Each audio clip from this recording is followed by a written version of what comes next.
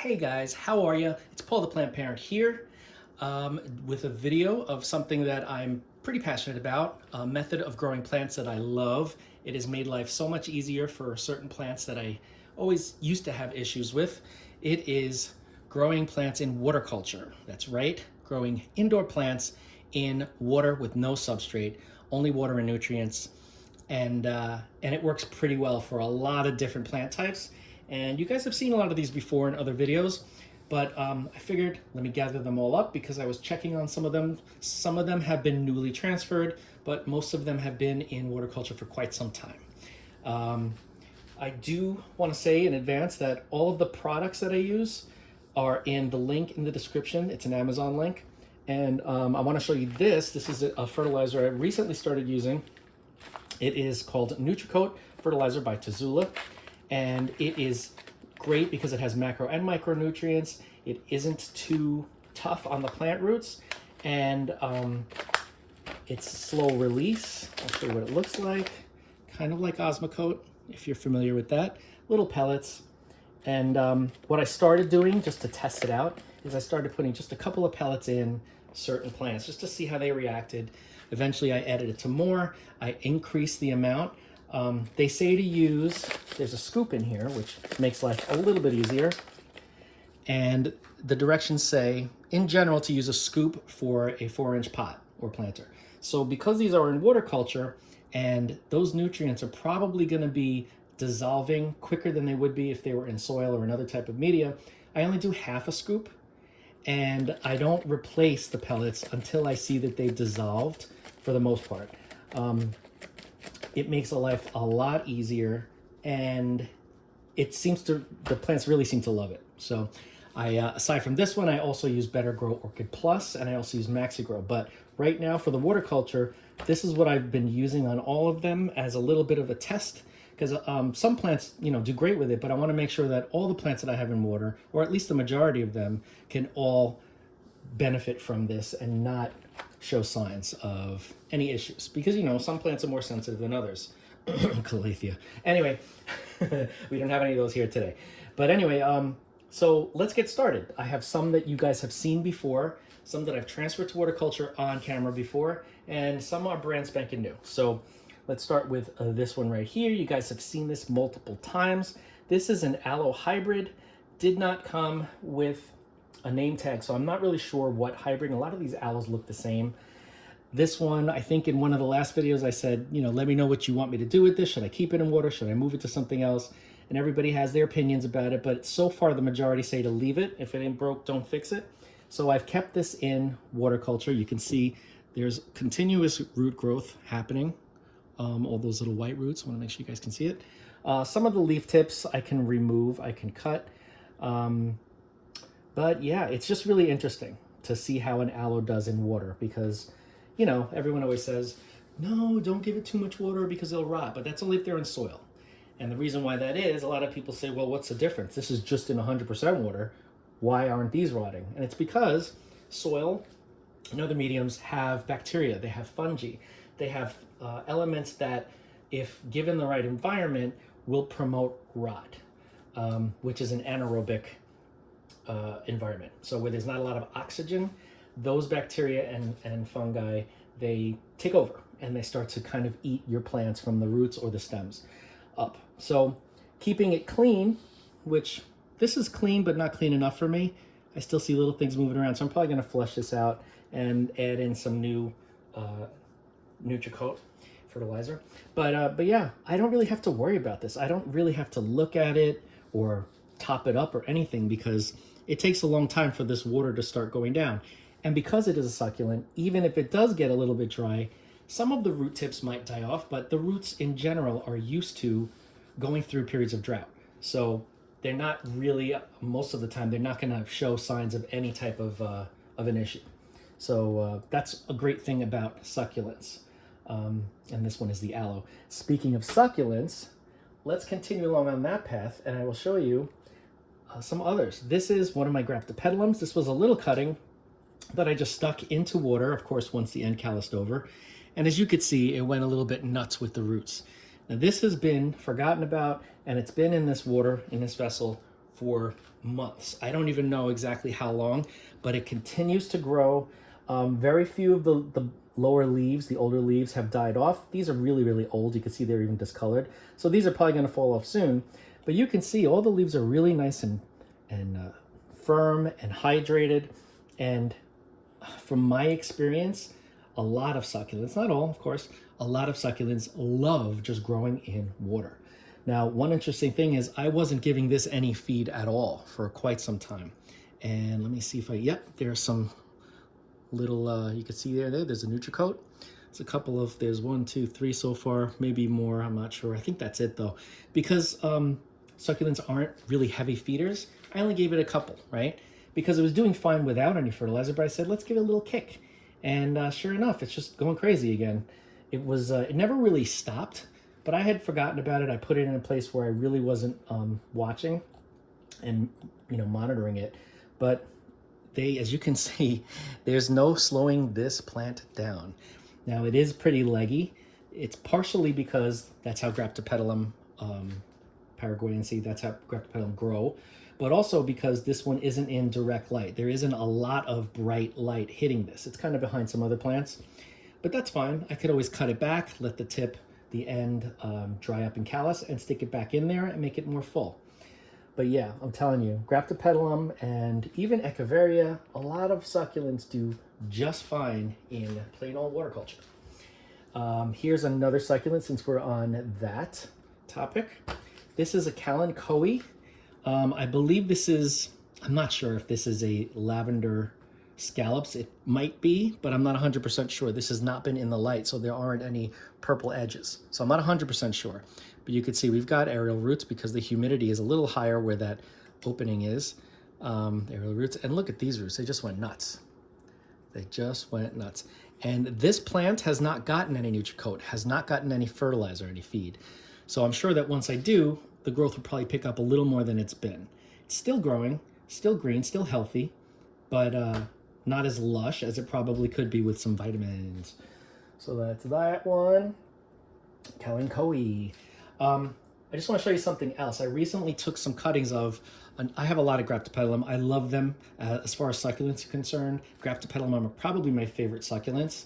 And so I took a bunch of cuttings because one of my plants that's in soil, believe it or not, was getting really tall and leggy. So I took the cuttings, and these are not in anything. This is dry, this is empty. But I took the cuttings and I put them in here to callus over and dry. And what I'm going to do as soon as I make sure that all of these tips that have been cut are healed off and scarred, I will then put this in some water. So I'll fill it up to about here. I'm not going to give it any NutriCoat yet, but you can see how this potentially could be a really pretty centerpiece or just a way to grow your succulents in like a little cluster that'll start to grow out and trail over the edge, but it'll just be in plain old water. And as you can see, the plants do just fine in water. Graptopetalum. I love, love, love these plants. And if you put these guys in direct sun, they get a beautiful purple, pinkish purple hue. What's better than that? Nothing, exactly. Thank you. So we're going to put this back over here. But Graptopetalum, love it. All right. Here is a plant that I recently put in water. And by recently, I mean 1 to 2 weeks ago. And the reason why, as you can see, this was in soil, kept drying out. This is a Peperomia, by the way. Peperomia occlusifolia. No, this is obtusifolia. Peperomia obtusifolia variegated on the edges. And you could see that the leaves started to get some scarring from being dried out for too long.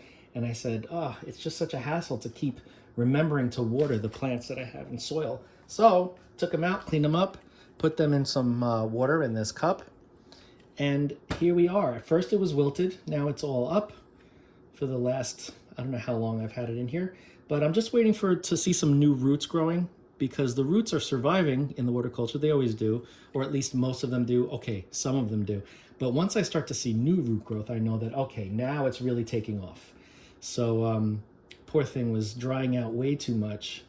But yeah, it should be much better now. The leaves are feeling much better. They have a nice shine to them because they were a little dull when they were dehydrated. But a lot of Peperomia, not all Peperomia, but a lot of Peperomia do well in water culture. And obtusifolia, even clusifolia, are two different Peperomia that I've experienced do well in water culture. I treat this the same way. I will treat this the same way. I haven't yet because this is new to horticulture recently.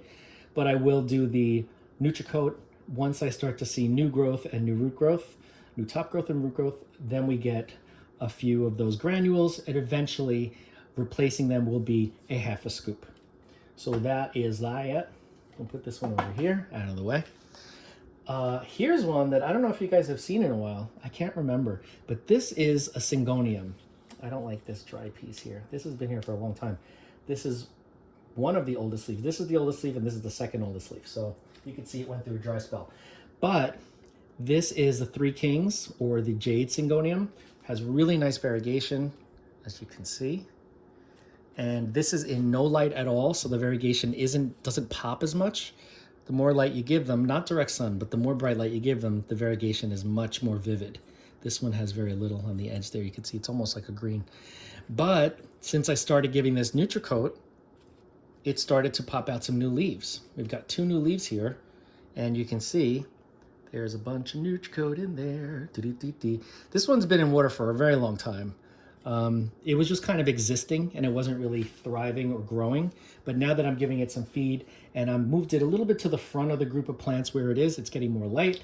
So this plant does pretty well in water. Everybody always talks about how well Syngonium do in water culture, but this is proof. This has been completely neglected. Sometimes it's dried up almost completely, and yeah, there haven't been any problems. But now I'm looking forward to this getting really nice, bushing out, being much healthier, because as you can see, it has the potential to be a beautiful, beautiful plant, even though it's in water culture. I may change the vessel it's in only because the mouth is so wide that this flops all over the place. So I want something that's a little smaller. I'll figure that out. But yeah, Syngonium. Treat it the same. Half a scoop. Monitor it every few months when they are, dissolved, at least mostly dissolved. Then I will flush it out, add some new NutriCoat, another half a scoop, and make sure that it's topped up for the next few months, and you're fine. That's it. That's what you got to do. That's why it's so great and so easy. All right, next up we have one that I'm sure you've seen if you've been on this channel before. This is my Hoya Australis Lisa, and I have some mealybugs on here, I just noticed. So I'm gonna have to give this a little spray. This is one that I have to continuously, well, not continuously, but every few weeks I give it a spray down with alcohol, just because I wanna make sure that I'm keeping them under control. I haven't been able to completely get rid of the mealybugs on this plant, but it's under control where it's not as obvious, and the plant isn't growing anymore. You can see it did here, like there were some deformed leaves because the feeding of the mealybugs was really stunting the growth. But we have a new leaf coming out here, and I put it in a bigger vessel now. It's in one of these wine carafes, these plastic mini wine carafes, wine pitchers. And you can see it still has the shape of the old vessel it was in, but now there's much more room for those roots to grow out. And as you can see, it is growing some new leaves, and I got to spray this down after the video. But yeah, Australis Lisa, Hoya in general, in my experience, have done great in water culture. They really do. You could tell this has not been in bright light direct sun because it's losing the orange color, the peach, that it used to have when it was in the south-facing window. Now it's away from the south-facing window, but I still think it's pretty with that variegation, don't you? Thank you. So that's that one. Hoya, same situation. Once it gets acclimated, depending on the size of the vessel, something like that, which is close to like 4 ounces for an inch pot. I always convert it to an ounce, 4-inch pot, 4 ounces. But yeah, I would give it just a half a scoop and call it a day. This one I have not given its new NutriCoat to, so I will be doing that. I just transferred this like 2 days ago. So I will be putting in a half a scoop, and then we will be good to go. Here we have one of my favorite plants in the world. I always talk about it, and I have it in a lot of my videos. This is my Plectranthus silver crest, and these were cuttings that I took off of the mother plant that I have that's insanely huge. Excuse me. And I put it in water, and you can see it went noodles. It went nuts. I recently started to give it a couple of NutriCoat little granules here, so it's not, I mean, I could put in the half a scoop if I wanted to, because these roots are obviously showing that it's acclimated and the growth has just started going nuts. So I will be adding more, but so far so good. And the only thing I had to do with this plant to keep it healthy was some of the leaves were close to where the water is, and those leaves, when they get wet and they stay wet for too long, they start to turn brown and rot. So I just would go and clean up the roots, clean up the leaves that were rotting, and this way the plant will do just fine. And the leaves are nice and healthy, and they're so soft. It's like a little bunny's belly. Baby bunny bellies, that's a Triscanthia. Anyway, Plectranthus silver crest, really cool, really easy. You can grow this in anything. I have them in semi-hydro, I have them in acrylic, I have them in soil, I have them in water. It's like they could grow in anything pretty much. But yeah, same situation as I've been stating. Half a scoop once acclimated. A few months later, usually like 2, 3, maybe 4 months later, check on the granules, see if you need to flush and replace. And that's it, and just keep it topped up. Easy, easy, easy. All right, you guys know this one. This was part of the little poll that I took. What to do with this Aglaonema that was in a little 2-inch pot. And everyone wanted it in water. So I said, okay, in water you go. The roots have acclimated. Some of them died off because that's what happens. But the majority of the roots have acclimated, are fine. They're doing great. So at this point, I can start putting in some Nutricoat because there isn't any in here now. It gave me 2 new leaves so far, and the color is just beautiful. Look at that. It's just a beautiful, beautiful red color. So I'm gonna start putting in some fertilizer in this, treat it the same as all the others. Yeah, really the most important thing that I've noticed is not to over fertilize, of course. You don't wanna put too much. Even if you just put a couple of those pellets in there, not like a full half a scoop, you can, they probably would do fine. They may not be as quick to grow, but they would be just fine. And yeah, as long as you keep the water clean, flush it out whenever you need to, or top it up in between flushes, they do just great. And Aglaonema love water.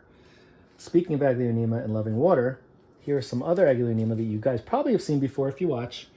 This is like a little bouquet of different species of Aglaonema. And you can see they're very dusty. This is not anywhere near the light either. And they're doing great. I do see a dried leaf here. This dried leaf I can take off. There we go. And these are in here, and they also have their Nutricoat. You can see some of them down there. There's a little bit of debris in there, so I probably should rinse this out and then refill it. But like I said, Aglaonema do extremely well in water culture. And I can never remember the name of this one. I think this is, it's the name of a gemstone. I don't know if it's garnet or ruby, something like that. This one grows faster than the others. Like you can see, there are a bunch of new leaves here. The roots are healthy. One thing that I can do is take off these roots. See right here? I already know just by looking, these can come off. Those were a little bit rotten, but the rest are healthy. We got new growth tips. Everything is good. Everything is right with the world. But you can see that the other ones, they don't grow so fast. A lot of Aglaonema are pretty slow growers, so I'm not worried about it. And they're not losing leaves, except for this one, which was old. But Aglaonema, they do great. If this were to get more light, because this is in the corner away from a north-facing window, which means no light at all. If this were to get more bright light, it would probably grow a little faster. But yeah, I have it in a place that this is the only plant that survives in that level of light, that level of darkness, I should say. So, but I do know that it probably would grow quicker and probably have better color if it had more light. So we'll see. Maybe I'll find something else to put in that little area, and then this one I can move to a better location. Last but not least, you guys have seen this before. This is my pothos, my Peperomia neon. Okay, this has been in water culture for a very long time. Let's see if I can lift up the roots so you can see. The roots are insane. Look at that. They're really insane. And this has been on Nutricoat. This was the first plant that I added Nutricoat to give it a test. And I think in the last video that I showed you guys, there was a lot of new growth. It's continuing. You can see there's a lot of fresh growth here. Fresh growth here, and here, and here. The damaged leaves are the old leaves that this was prior to being fed. You can see there's some almost like a deficiency. It looks like nutrient deficiencies or something. But all the new leaves are perfectly healthy and vibrant colored, beautiful. I love when the neons have the jade, the dark green, also included in the leaf. I just think that's kind of cool. Anyway, it has shown definitely signs of perking up and being a little more healthy with the Nutricoat, and I could not be happier. This has gone bone dry a few times because it's not easy to see, especially where I have it. It's not easy to see the water level, but I caught it in time, and as you can see, it's doing just fine.